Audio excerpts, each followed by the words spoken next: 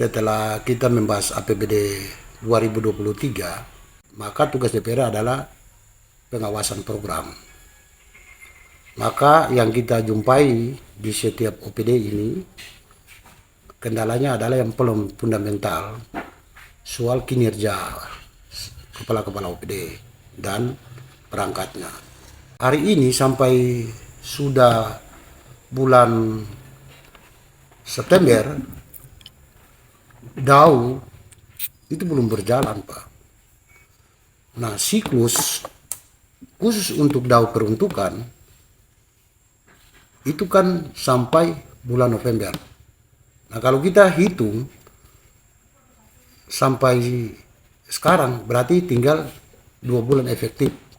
Kalau programnya itu dalam infrastruktur misalnya, kalau nilainya itu kecil tidak problem. Tapi persoalannya kalau program itu yang nilai budgetnya itu besar. Nah, tidak mungkin itu dalam masa waktu yang relatif singkat. Sebab di dalam aturan PMK 212 itu tahun 2022 itu ketika sampai bulan November itu tidak terrealisasi, maka uang itu hangus. Nah, dikembalikan kepada negara. Ya, tidak bisa cair, Pak. Nah, problematika di situ. Nah, oleh sebab itu sebagai lembaga pengawasan kami terus menyuarakan ini secara formal maupun non formal. Baik itu kita RDP, bahkan juga kita menyuarakan lewat media masyarakat. Contoh di pendidikan, PU, kesehatan, sosial, yang kemudian itu nilai pagunya cukup besar dan mengelola non peruntukan. Nah, kendalanya di mana? Ini masalahnya di situ. Nah, setelah kita cross check ke lapangan, kita tanya PPK, bayangkan perencanaan sebuah program itu belum ada.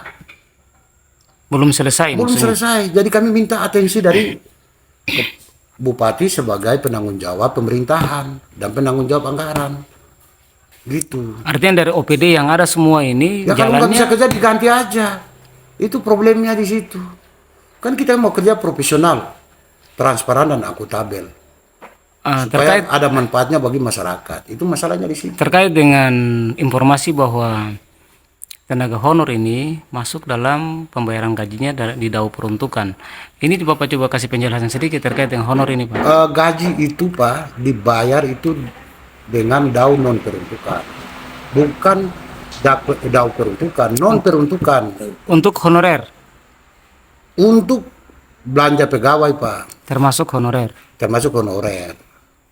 Jadi belanja pegawai itu kan hampir 400 miliar.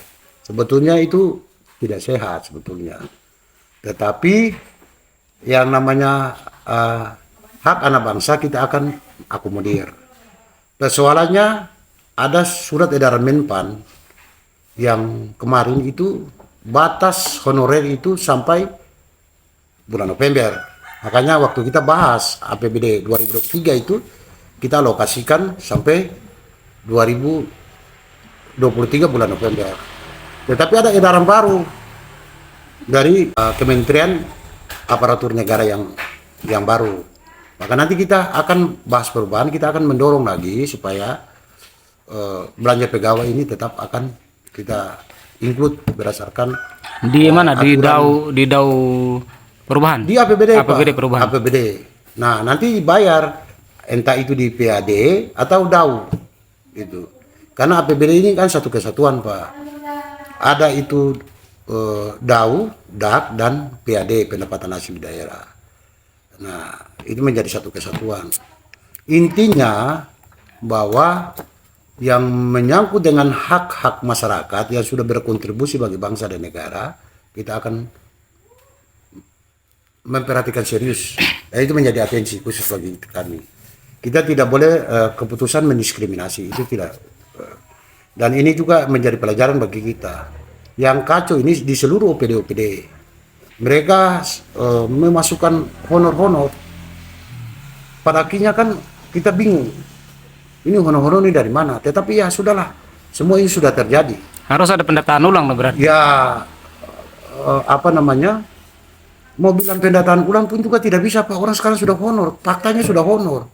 Ya sekarang itu aturan saja yang kita tegakkan. Sehingga apa hak-hak anak bangsa itu jangan kita abaikan. Gitu. Kami berharap juga bagi semua punya kepentingan lah. Jangan bermain di wilayah inilah. Supaya yang betul-betul kita objektif di dalam menyikapi persoalan ini. Saya kira itu yang esensinya di situ. Kalau soal honor itu.